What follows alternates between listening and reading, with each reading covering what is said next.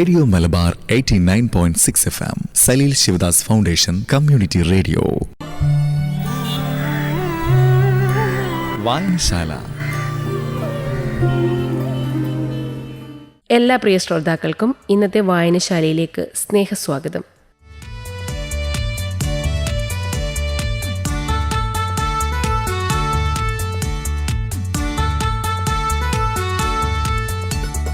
അക്ഷരസ്നേഹികളെ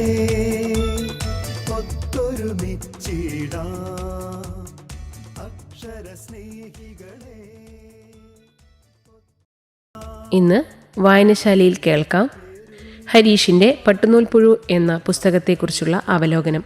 അവതരിപ്പിക്കുന്നത് ശ്രീ രജിൽ KP ചൊക്ലി.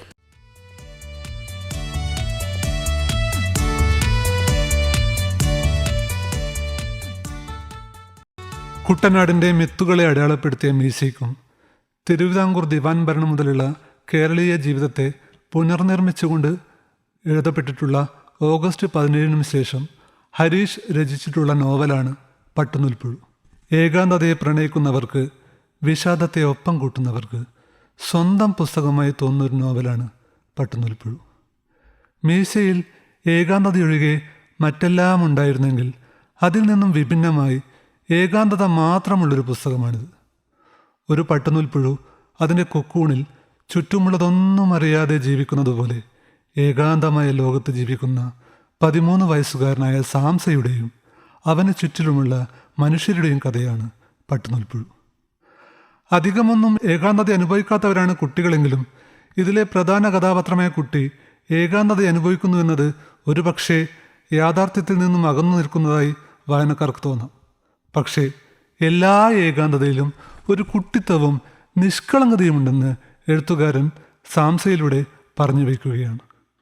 സ്വപ്നങ്ങൾ എപ്പോഴും മനുഷ്യൻ്റെ സ്വകാര്യതയാണ്. ഏകാന്തതയുടെ തുരുത്തിലകപ്പെട്ടു പോകുന്നവർ കാണുന്ന സ്വപ്നങ്ങളിൽ അവർക്കൊപ്പം മറ്റൊരാൾ കൂടി സ്വപ്നം കാണുന്നുവെന്ന തോന്നലുളവാകുമ്പോൾ അവരുടെ ഒറ്റപ്പെടലിന് അവരുടെ മനസ്സ് കണ്ടെത്തുന്ന ഒരു പ്രതിവിധിയായത് മാറുന്നു. സാംസയുടെ പണിതീരാത്ത വീട്ടിൽ ആരംഭിച്ച് പണിതീരാത്ത വീട്ടിൽ അവസാനിക്കുന്ന ഒരു നോവലാണ് പട്ടുനൂൽപ്പുഴു. അതിനിടയിൽ ആ വീട്ടിലെ മുറികളിലും പറമ്പിലും ലൈബ്രറിയിലുമൊക്കെ സാംസയ്ക്കൊപ്പം നമ്മളും സഞ്ചരിക്കുന്നു. വളരെ കുറച്ചു കഥാപാത്രങ്ങളുമായി പലതരത്തിലുള്ള ജീവിതാവസ്ഥകളെയാണ് നോവൽ വരച്ചു കാട്ടുന്നത്.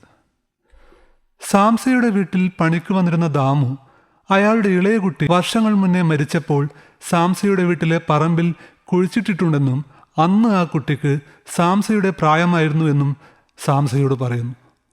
ആ കുട്ടി തൻ്റെ ഒപ്പമുണ്ടെന്ന തോന്നലിൽ സാംസ ആ കുട്ടിയെ തിരയുവാൻ ആരംഭിക്കുന്നു. പുസ്തകങ്ങളെ കൂട്ടുകാരായി കരുതിയിരുന്ന സാംസ പോവാറുണ്ടായിരുന്ന ലൈബ്രറിയിലെ ലൈബ്രറിയൻ ആ കുട്ടിക്ക് നടാഷ എന്ന പേര് നിർദ്ദേശിക്കുന്നു.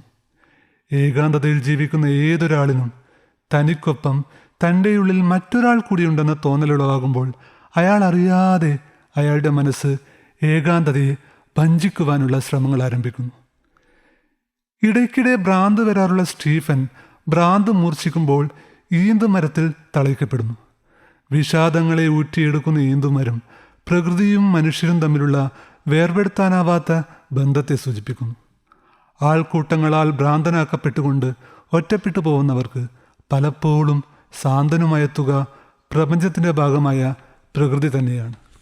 ഉറ്റവരും ഉടയവരും ഒപ്പം നിന്നില്ലെങ്കിലും അവരുടെ വിഷാദത്തിൻ്റെ കണ്ണീരൊപ്പുവാനായി അവർക്കൊപ്പം പ്രകൃതിയുടെ അദൃശ്യമായ കരങ്ങളുണ്ടാവും. സമൂഹം കൽപ്പിച്ചു കൊടുക്കുന്ന ഭ്രാന്തുകൾ പേര് ജീവിക്കുന്നവർ പലപ്പോഴും അവർക്കാണോ ഭ്രാന്ത്, അതോ അവരെ ഭ്രാന്തനാക്കി തീർത്ത സമൂഹത്തിനാണോ ഭ്രാന്ത് എന്ന ചോദ്യം അവശേഷിപ്പിക്കുന്നു. സ്റ്റീഫനും സ്റ്റീഫൻ്റെ ഭ്രാന്തിനെ പ്രണയിച്ച ശ്യാമയും വിജയത്തിൻ്റെ കൊടുമുടികൾ കയറുവാനായി ജീവിതം മറന്നുവെച്ച് പരാജയത്തിൻ്റെ പടുകുഴിയിൽ വീണുപോയ വിജയനും വിഷാദത്തിൻ്റെ വിരുന്നുണ്ട് ജീവിക്കേണ്ടി വന്ന ആനയും ആരെ കണ്ടാലും കുറയ്ക്കാതെ വാലാട്ടിക്കൊണ്ടിരുന്ന ഈലുവും അദൃശ്യയായി സാംസയ്ക്കൊപ്പം സഞ്ചരിക്കുന്ന നടാഷിയുമൊക്കെ വായനക്കാരുടെ മനസ്സിൽ മായാത്ത ചിത്രങ്ങളായി അവശേഷിക്കും. സാംസയുടെ അമ്മയായ ആനി കുട്ടിക്കാലത്ത് മാസങ്ങളോളം രോഗബാധിതയായി കിടന്നിട്ടുണ്ട്. ബന്ധുക്കളും അയൽക്കാരുമൊക്കെ മരിച്ചു പോകുമെന്ന് കരുതിയെടുത്തു നിന്നാണ് അപ്രതീക്ഷിതമായി ആനി ജീവിതത്തിലേക്ക് തിരികെ വരുന്നത്. ജീവിതത്തിലെ പ്രതിസന്ധികളെയൊക്കെ അതിജീവിച്ചുകൊണ്ട് ജീവിതത്തോട് പോരാടുന്ന സ്ത്രീകളുടെ പ്രതിബിംബമാണ് ആനി എന്ന കഥാപാത്രം.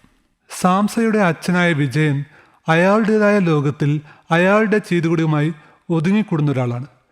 ഏകാന്തതയെ കൂട്ടുപിടിച്ചുകൊണ്ട് അച്ഛനെ തിരിഞ്ഞു പോകുന്ന, അച്ഛനെ അയാളുടെ ഏറ്റവും ദുർബലാവസ്ഥയിൽ കാണുന്ന ഒരു മകനെ നമുക്ക് പലപ്പോഴും കാണാൻ സാധിക്കുന്നതാണ്.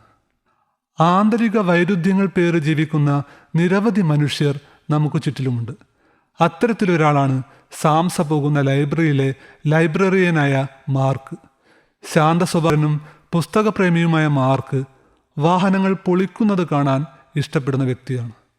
പലപ്പോഴും പുറമേയുള്ള ഏത് ശാന്തതയ്ക്കിടയിലും ഹിംസാത്മകത ഉള്ളിൽ പേറുന്ന എത്രയെത്ര മനുഷ്യരെക്കുറിച്ചുള്ള വാർത്തകളാണ് നമ്മൾ നിരന്തരം കേട്ടുകൊണ്ടിരിക്കുന്നത്. ഇത്തരത്തിലുള്ള വൈരുദ്ധ്യാത്മകത കഥാപാത്രങ്ങൾ കൊണ്ടുവരാൻ എഴുത്തുകാരൻ ശ്രമിച്ചിട്ടുണ്ട്. മരിച്ചുപോയ മാതാപിതാക്കളോട് മക്കളും ചെറുപ്പത്തിൽ പോയ കുട്ടിയോട് അമ്മയും സംസാരിച്ചു കൊണ്ടിരിക്കുന്നു എന്ന് പറയുമ്പോൾ ഏത് ഏകാന്തതയിലും മനുഷ്യരുടെ മനസ്സിൻ്റെ ഉള്ളറകളിൽ അവർക്ക് പ്രിയപ്പെട്ടവരുടെ ശബ്ദങ്ങൾ മുഴങ്ങിക്കൊണ്ടിരിക്കുന്നതായി തോന്നാം. മനസ്സിനുള്ളിൽ മുഴങ്ങുന്ന അകന്നുപോയവരുടെ ശബ്ദങ്ങളാണല്ലോ ഏതൊരു മനുഷ്യൻ്റെയും ജീവിതത്തെ ചലനാത്മകമാക്കി നിലനിർത്തുന്നത്. നോവലിൽ ഏറ്റവും ഹൃദ്യമായി തോന്നിയ കുറച്ച് വരികൾ വായിക്കുകയാണ്. മൃഗങ്ങളുടെയോ മരങ്ങളുടെയോ കാര്യം പോലെയല്ല മരിച്ചവരുടെ കാര്യം. അവർ നമ്മുടെ മുന്നിലില്ല, എന്നാൽ അവർ ഒരു കാലത്ത് സംസാരിച്ചു കൊണ്ടിരുന്നവരാണ്.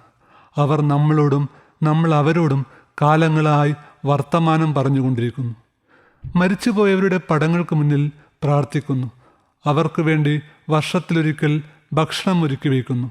അവർ പാടിയ പാട്ടുകളും എഴുതിയ കഥകളും വായിക്കുന്നു. ജീവിച്ചിരിക്കുന്നവരുടെ ലോകത്തേക്കാൾ മരിച്ചവരുടെ ലോകമാണ് വലുത്. മരിച്ചവരുടെ ജീവിതത്തെക്കുറിച്ച് എഴുത്തുകാരൻ മനോഹരമായി ഈ വരികളിലൂടെ പറഞ്ഞു വയ്ക്കുന്നു. ജീവിച്ചിരിക്കുന്നവർക്ക് എത്തിപ്പിടിക്കുവാൻ സാധിക്കാത്ത വിശാലമായ ലോകത്തിൽ മരിച്ചവരും മരിച്ചവരുടെ ചിതലരിക്കാത്ത ഓർമ്മകളുമായി ജീവിച്ചിരിക്കുന്നവരും ലോകത്തെ ചലിപ്പിച്ചുകൊണ്ടേയിരിക്കുന്നു. അവനവനിലേക്ക് ചുരുങ്ങി ഇല്ലാതായി പോകുന്നവരുടെ ആത്മസംഘർഷങ്ങളെ മനോഹരമായി അവതരിപ്പിക്കുന്ന ഒരു നോവലാണ് പട്ടുനൂൽപ്പുഴു. ഏകാന്തതയിലൂടെയും വിഷാദത്തിലൂടെയും നിസ്സഹായതയിലൂടെയും കടന്നു പോകുന്നവർക്ക് ഏറ്റുവാങ്ങാൻ സാധിക്കുന്ന കഥയാണ് ഈ നോവൽ. ഒഴുകുന്നൊരു പുഴ പോലെയാണ് ഈ നോവൽ വായനക്കാർക്ക് അനുഭവവേദ്യമാകൂ എന്ന് തോന്നിയിട്ടുണ്ട്.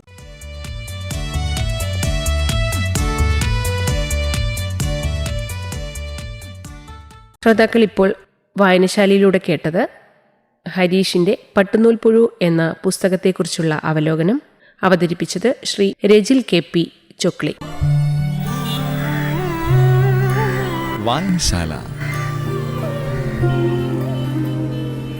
Radio Malabar 89.6 FM. Radio Malabar 89.6 FM. Radio Malabar 89.6 FM Salil Shivadas foundation community radio.